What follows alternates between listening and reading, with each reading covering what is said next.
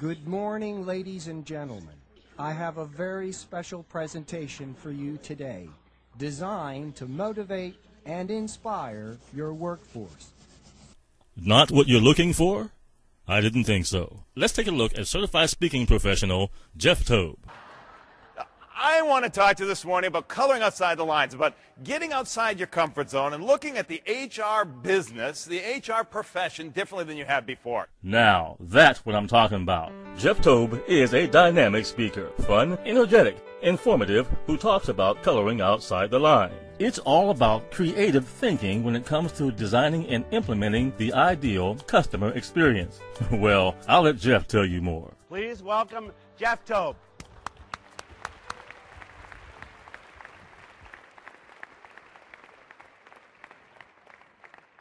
So where is he?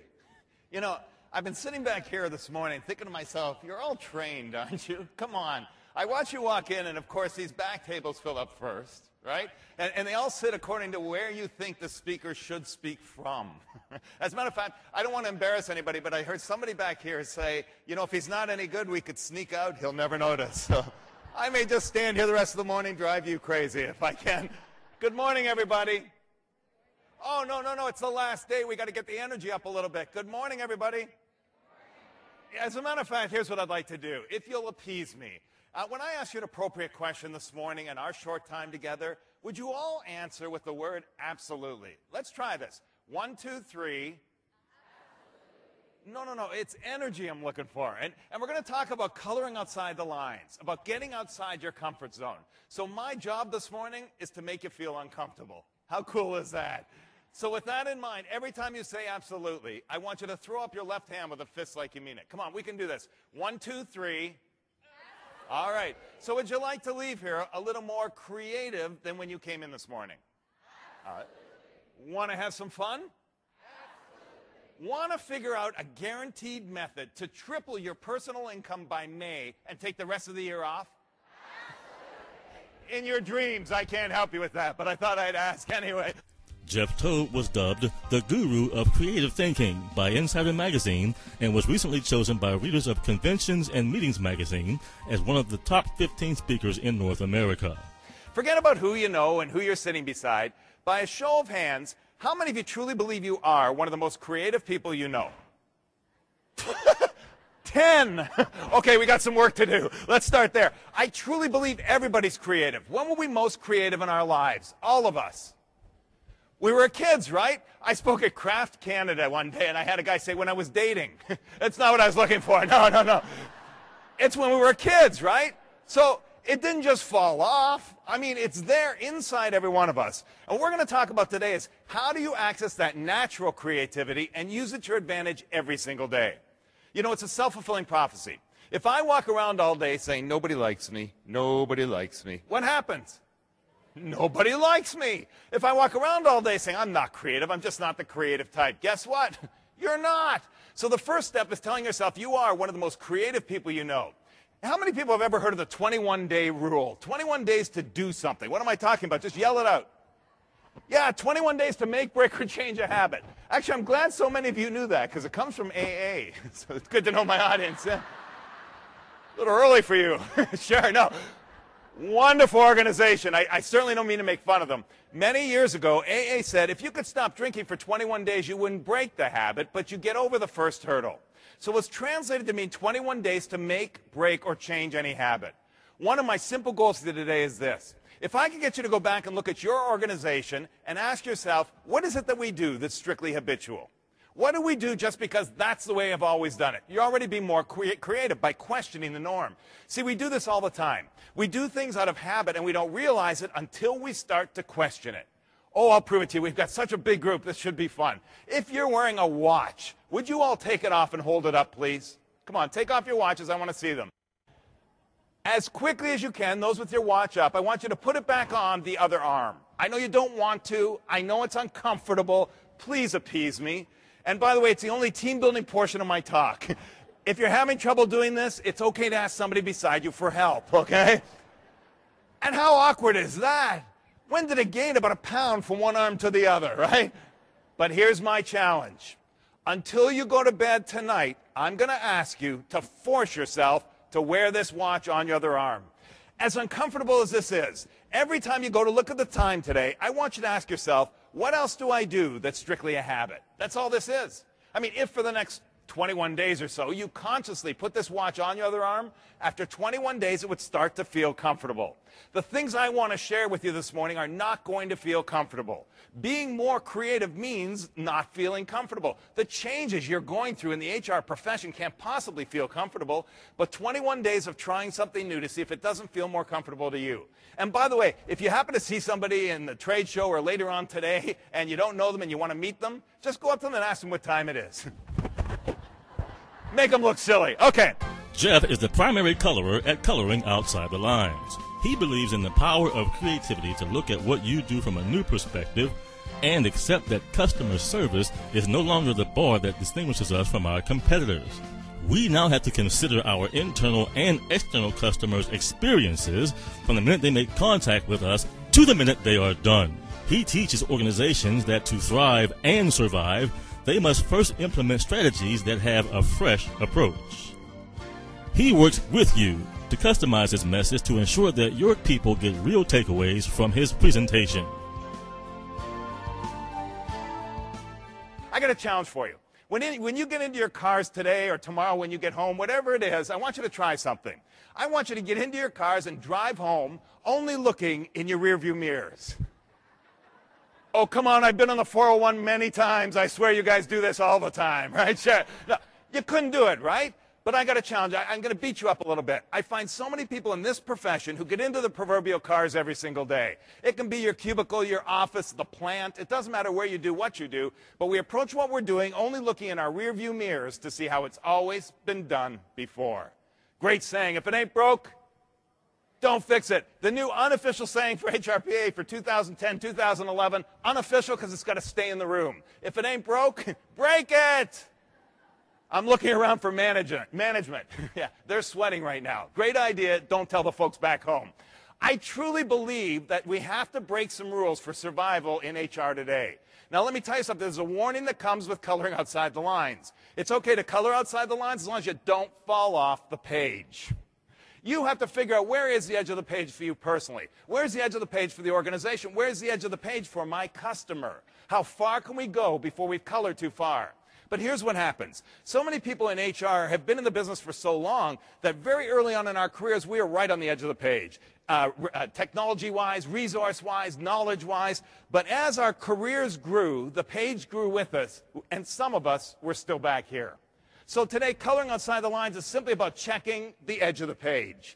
Now, I use a word in all my presentations in HR that makes some people feel very uncomfortable. I've already used it a couple of times. The word I use is the word customer. And I do it on purpose. I want you to start to think about your internal and your external customer. External, depending on what business you're in, you can define that. Internal is where most of you are focused, our internal customer. Anybody without whom we can't do what we do every single day. And let me broaden your scope a little bit. I truly believe, like in my business, I only have 3 people. We're a very small company. But my UPS driver is an internal customer. My FedEx driver is an internal customer. If they don't pick up my parcels when I need them to, I'm out of business. They're a vital part to doing what I do every single day. The key is this. In your customers' minds, when we're talking about change, there are only 2 issues, internal and external. They look like this. 1, 2. It's early. We're going to keep it simple. Here we go. The first is cost. And the second is value. And unfortunately, that's the ratio between the 2. Let me explain what I mean. I'm not talking about the price of your services, the price of what your company does. I'm talking about the perceived cost of doing what you're asking me to do versus the perceived value, what's in it for me. Now, totally rejected, dejected, on the other side of the river, not knowing what to do. Miss A walks down the riverbank totally forlorn, but eventually she comes across Mr. E. And if you thought this was bad, watch this. Mr. E is not alone. Nope, Mr. E is on a... It is a horse. Thank you. Good for you. You got horse from that. Same kid that said cell phone. I got that for you. He said jet ski. I don't know how to draw a horse, but it is a horse. Come on, horse, right? Yes? Come on, is that a horse? Yes. And Not just any horse, it's a white horse. Ooh.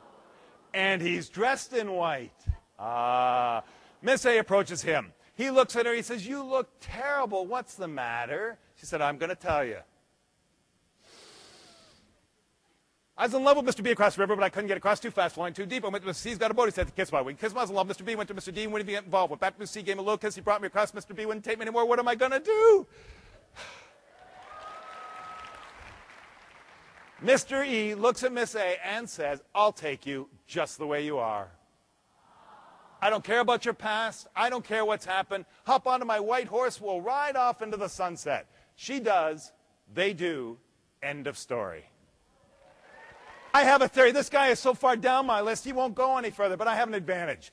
I've been telling this story for almost 2 years. I lay awake at nights thinking about Mr. E. This is a sick mind. I just want you to know. Here's my theory. Do you think he just happened to be sitting there on a white horse? I don't think so. I think this has happened before. Think about it. For whatever reason, woman gets rejected, walks down the riverbank. He doesn't have a horse. She walks right by him, doesn't even notice him. He says, "Next time I'm going to get me a horse." Are you kidding? In my theory, these two guys are strategic partners. It's my theory. Give yourselves a hand. You're doing great. What's the point? What's the point? What could it possibly have to do with being more creative? I don't know, but it was fun. Just because that woman who can yell and I put Mr. E at the bottom of our list, does it mean we're wrong? Some of you will say yes. No, it's just a different what? Perspective. It's a different perspective of the exact same situation that you all saw. That's what being creative in HR today is all about. Are you willing, after all these years, to be able to say, you know what, maybe there's another perspective? Yeah, there's a great saying in sales training, and I'm not here to do sales training by any means, but I think it's so apropos to what you do every day.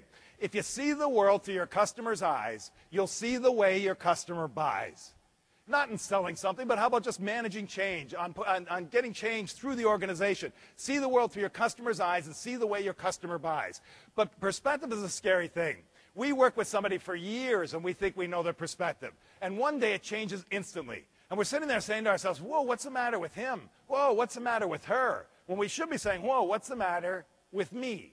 Why? Because if I'm constantly checking in with you to see what is it that will increase the value specific to you at any given moment, I'm never surprised that your perspective has changed. And perspective can change instantly, depending on what's going on in their personal lives. What happened in the car from home to work this morning can change their perspective. Jeff is the author of the wildly popular book, Coloring Outside the Lines. He is also the co-author of The Communication Coach, The Sales Coach, and Experience the Experience. He's the featured writer for various industry trade journals and publications, with his thoughts having been shared in USA Today, Inc. Magazine, Small Business News, and Sam's Club Small Business Magazine. I don't eat pizza, but my family loves pizza. So they tend to order pizza when I'm traveling. I travel a lot. They get their share of pizza. About a year ago, my wife calls me. She's 6 p.m. She's stuck in traffic. She says, "Honey, there are leftovers in the fridge. Would you order a pizza for the kids and I?" I said, "Sure, only one thing. Since we've lived in Pittsburgh, I've never ordered a pizza. Who do we order pizza from?" She said, "We order from Mama Leone's Pizza, and the number's on a refrigerator magnet up on the fridge." Now, I would venture to guess that most of you have never ordered pizza from Mama Leone's Pizza in Trafford, Pennsylvania. But I would also venture to guess that almost everybody here has had the exact same experience. You know when you call for takeout and it's no more than a 10-year-old kid who answers the phone? Right? And he's way too happy for even me. Yeah, sounds like this. "Good evening, Mama Leone's Pizza. I'd like to welcome the Tobe household." Now understand something. My last name is Tobe, T-O-B-E. But when I get those calls at 6 o'clock when they're trying to sell me something, they never get it right. Tobe, Tobe. Oh, I know when they hesitate, I'm in big trouble. Is this Mr. To be or not to be? Right? So I'm impressed. Two things go through my mind. Either this kid is a great guesser, right? Or my wife orders way too much pizza. That's right. Yeah, so I'm thinking to myself, okay. He goes on. He said, "I'd like to welcome the Tobe household. Who am I speaking to tonight?" I said, "This is Jeff Tobe." He said, "Oh, Mr. Tobe, you've never called before." So now two things go through my mind. Obviously, he's got caller ID, right? How else would he know? But two things go through my mind. Either he's got a great database, something that tells him who's called and who hasn't called, or my wife orders way too much pizza, right? I said, no, I haven't. He said, will it be the regular? Oh, now I'm into the game, right? I'm going to test the kid. So I said, you tell me what the regular is. He said, half cheese, half pepperoni. I said, that's exactly right. Now keep your perspective, no more than 10 years old. He said, Mr. Tobe, can I ask you a personal question? I'm thinking, he's 10 years old, for God's sake. How personal can it be? I said, okay. He said, have you fixed the light on your front porch? Oh, now two things go through my mind. And before you get too far, let me tell you what went through my mind. Right? In my mind, this kid just aged like 8 years, and I picture him on my front porch with my 18-year-old daughter, and the lights are burned out, right? Then I'm thinking, no, he's not old enough. So the second thing, this is a conspiracy. My wife had been asking me to fix that stupid light for about 3 months prior to this. Somehow she got together with the pizza kid, right? But I said, why would you ask? And his answer blew me away. He said, because last time my driver tried to deliver a pizza to your house, apparently the light was burned out. He had a hard time reading the numbers on your address. I don't want your pizza to arrive cold. Have you fixed the light on your front porch? I said, no, but it'll be fixed by the time you get here. Right? And if you'll excuse the pun when we're talking about pizza, there are two major ingredients here I'd like for you to take away today. It's this. Number one, it's about the experience, right? Three major. Number two, it's about shattering the stereotype of the experience your customer expects to have with you. And finally, it's about understanding our customer better than anybody else. Understanding our customer better and then working with them in a way in which they need to be worked with, not a way in which you've been used to working with them. A paradigm shift for some of you. Working with our customers, internal and external, in a way in which they need to be worked with, not a way in which we've been used to working with them. Picture this, standing on a bridge, Fergus, Ontario, overlooking the Grand River below. Here was my train of thought. Can't go home. What are my parents going to say? River, Huckleberry Finn, build a boat, get out of town. That was my thing. I thought, if I could build a raft and float away, my parents will never find me. And a miracle happened. You know what happened? The wind blew. And I was naive enough at 10 years old to think the only copy just went in the river. By the way, I learned one thing when I lived in southern United States. I was saved. That's a southern thing. Never mind. Naively, I ran home thinking my dad will never know. 2 days later, my father came to me waving two things in his hands. One I recognized as my report card. I remember looking at him and saying, you swam for that? You know, what a cool dad. But remember what I said, shatter the stereotype of the experience your customer expects to have with you. This is not the experience I expected to have with my father. You got to picture this guy. At that time, about 350 pounds, a farmer, right? And with his other hand, instead of saying what I thought he was going to say with his other hand, he handed me a copy of a poem. And he said, here, read this. Now, he wasn't a very poetic guy. He had found it. I had found it. It was anonymously written. I remember reading it that day, looking up at him and saying, Dad, am I in trouble or not? I don't get it. And he said the worst words you can say to a 10-year-old. He looked at me and he said, one day, son, you'll understand. And he walked away. This is torture for a 10-year-old. What day will I understand? Monday? Tuesday? 9 years later, I was cleaning my dresser drawer to go back to college. I found a copy of the poem. It's been with me ever since. I share it with my audiences worldwide. And at the risk of being overly dramatic, please bear with me. I am so excited to be here today because I truly believe it's going to take coloring outside the lines for survival in HR today. There is no way that you can do what you've been doing, never mind some of you 25 years. How about just the last couple of years and survive? We need to look at things from a different perspective, understand our customer better than we ever have before, and challenge ourselves to consistently look for that second right answer. Would you agree? Come on, everybody. Would you agree? You guys have been great. And let me share, if you'll let me, my dad's poem. It's called Coloring. Coloring outside the lines is scary business. Some days, I don't have the courage for it at all. On my big, bold days, though, I like to let my red crayon just streak across the lines. Out there with my purple and perfect freedom, no lines. And coloring outside the lines is lonely, too. I'm the only kid that doesn't get a gold star on my paper. The teacher, she frowns. The kids, they call me weird or dumb or stupid. Why don't they see I'm not behind them? I'm actually out in front, running free outside the lines. And it'd be nice to have a friend who colored outside the lines sometimes, too. Would you? Oh, come on, I think I'm the only thing standing between you and a break. Here we go. Ready? Wait, little bit of energy, left hand. Ready? Will you? It's been my privilege. Thank you so much for having me. Thank you. Thank you. Jeff Tobe is Coloring Outside the Lines. If your group needs to learn critical skills for the new workplace and they want to have fun doing it, then join Jeff in Coloring Outside the Lines.